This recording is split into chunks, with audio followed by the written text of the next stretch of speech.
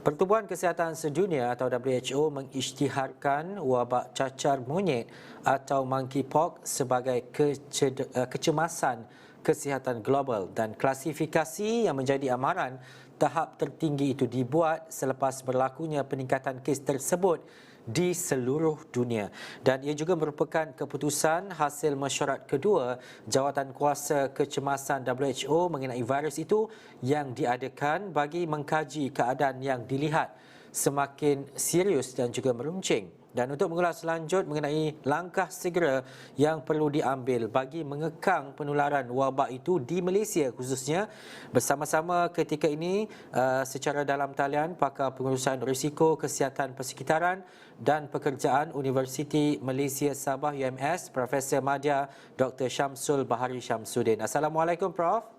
Waalaikumsalam. Ya. Ihsan. Ya, Prof, pertama sekali kita nak melihat kepada cabaran yang dihadapi Malaysia selepas kenyataan dan juga apa yang disebut oleh WHO susulan ancaman cacar monyet yang diisytiharkan sebagai kecemasan kesihatan global. Bagaimana kesiapsiagaan persediaan kita dalam menghadapi krisis kesihatan seperti ini, Prof? Ya, begini Ihsan, ya. Kalau kita lihat ya, semalam Pertubuhan Kesihatan Sedunia WHO ada mengisytiharkan wabak cacar monyet atau monkeypox ini sebagai kecemasan kesihatan global atau disebut sebagai global health emergency. Situasi ini sebenarnya memberikan satu tamparan ataupun memberikan satu gambaran ya, bahawa penularan jangkitan penyakit-penyakit berjangkit ya, selepas COVID-19 ini banyak ataupun kerap berlaku, bertukar-tukar ganti antara satu penyakit dengan satu penyakit yang lain. Kita ada HFMD, kita ada influenza, dan macam-macam lagi, cacar air dan sebagainya. Dan ini pada semalam kita dikejutkan dengan pengisytiharan oleh Pertubuhan Kesihatan Sedunia tentang Global Health Emergency bagi monkeypox ini, iaitu pun penyakit cacar monyet ini. Sebenarnya ini ditunjukkan atau digambarkan bahawa telah berlakunya peningkatan yang membimbangkan bagi penularan jangkitan cacar monyet di seluruh dunia, terutamanya di bahagian Afrika dan Eropah. Walau bagaimanapun, apabila WHO mengumumkan atau mengisytiharkan ini sebagai Global Health Emergency ataupun kecemasan kesihatan global, maka semua negara di dunia ini perlu memberi perhatian. Kita tidak mahu apa yang berlaku semasa pandemik COVID-19 itu akan berulang balik ke negara kita dengan membawa jangkitan atau penularan penyakit-penyakit yang sebegini seperti cacar monyet dan penyakit-penyakit berjangkit yang lain ya. Jadi sememangnya amat membimbangkan bagi kita semua di Malaysia ini kerana dalam 1-2 bulan ini kita juga dikejutkan dengan kejadian ataupun pengesanan cacar monyet ini sudah mula ada di beberapa buah negara jiran kita, di Singapura, di Thailand. Jadi ini sebenarnya amat membimbangkan kita, Ihsan. Ya. Prof, bila bercakap berkaitan dengan risiko kesihatan, kita masih lagi berdepan dengan pandemik COVID-19. Kita ada isu kesihatan seperti influenza yang mungkin sekarang membelenggu masyarakat Malaysia dan dunia khususnya.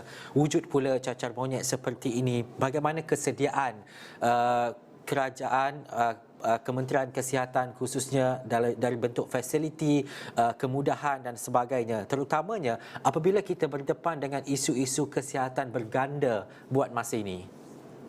Baik, secara positif apa yang boleh saya berikan pandangan, kalau dilihat negara Malaysia melalui Kementerian Kesihatan Malaysia ya, seperti yang dimaklumkan oleh Menteri Kesihatan YB Khairi Jamaluddin ya, bahawa kesiapsiagaan kita sentiasa berada dalam keadaan terbaik.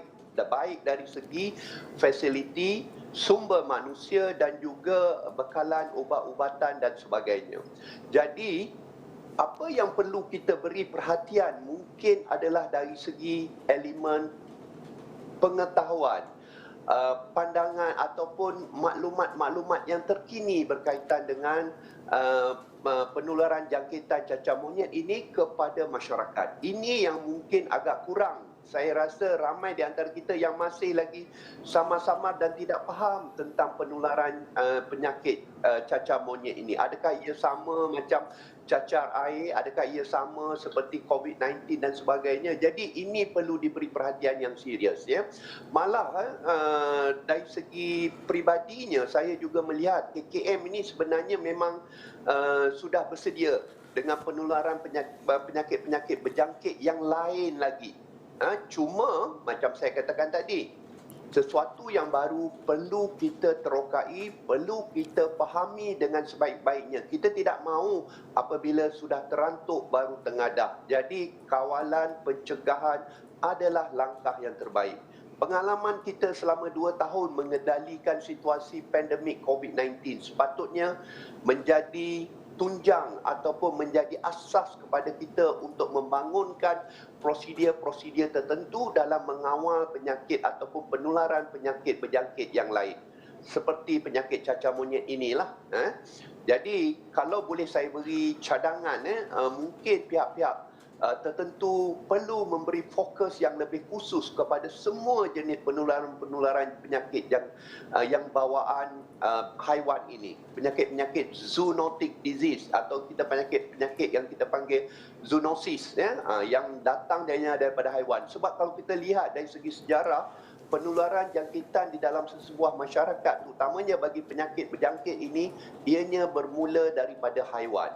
Sama ada haiwan di kawasan peternakan dan sebagainya, haiwan peliharaan ataupun maupun haiwan-haiwan liar. Jadi penyakit zoonotic disease ini juga boleh memberi kesan kepada manusia. Jadi banyak langkah-langkah dan cadangan yang boleh kita ambil. Ihsan. Ya, Prof, bagaimana pula untuk kita memahami penilaian terhadap sesuatu vaksin? Kita tahu ada vaksin COVID-19 dan sebagainya, tetapi berkaitan dengan cacar monyet ini, adakah KKM perlu mengusulkan ini masanya yang sesuai untuk mengusulkan penggunaan vaksin dan sebagainya? Ini yang saya katakan tadi, apabila maklumat kita adalah agak terhad dengan penyakit-penyakit sebegini, saya cukup yakin kita belum pernah ada mengalami cacar monyet. Jadi data serta maklumat yang berkaitan dengan vaksin ini kita terpaksa pinjam atau gunakan daripada negara lain. Ketepatannya mungkin agak kita ragui dan sebagainya, tetapi kita sendiri perlu membangunkan diagnostik lab kita sendiri, memperkasakan makmal kita dengan pengesanan penyakit-penyakit berjangkit. Saya ada beberapa cadangan lah, Ihsan, di sini, kalau boleh saya kongsikan. Pertama, kita ketatkan lagi lah SOP kemasukan pelancong, pengembara, khususnya bagi pengesanan awal simptom-simptom jangkitan. Apa-apa sekali jangkitan ini kita perlu lihat dengan lebih teliti di pintu-pintu masuk sepada negara. Itu yang pertama. Perjalanan keluar rakyat Malaysia juga perlu diberi perhatian, terutamanya bagi negeri-negeri atau negara-negara yang berisiko dengan penularan jangkitan-jangkitan penyakit yang ada pada masa ini. Kita perlu beri perhatian yang khusus dengan melaksanakan pemantauan SOP yang telah ditetapkan atau telah diputuskan oleh pihak kementerian.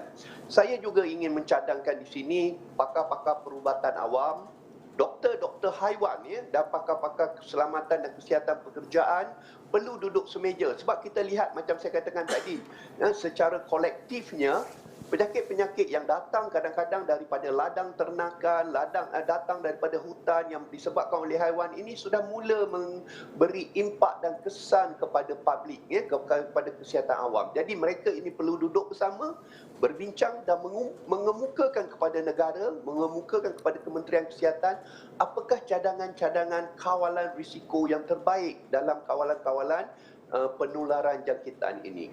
Seterusnya, pengguna juga perlu diberi pendidikan dan peringatan yang berterusan, terhadap peri pentingnya menjaga keselamatan diri sendiri dan juga orang sekeliling.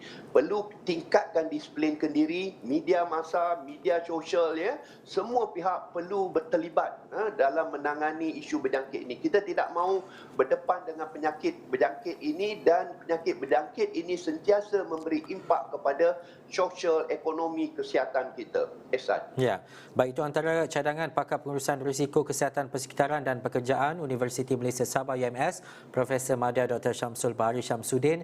Banyak lagi perkara yang perlu kita bincangkan lagi, Prof, untuk buletin-buletin mungkin dalam discussion berikutnya. Tetapi terima kasih saya ucapkan kepada Prof. Itu kesediaan kita dan juga cadangan ini perlu diambil perhatian agar kita dapat menepani apa sahaja kemungkinan, terutamanya risiko berkaitan dengan kesihatan ini dalam keadaan baik. Bukan sahaja melibatkan kerajaan dan juga Kementerian Kesihatan Malaysia, tetapi keseluruhan rakyat Malaysia. Terima kasih, Prof.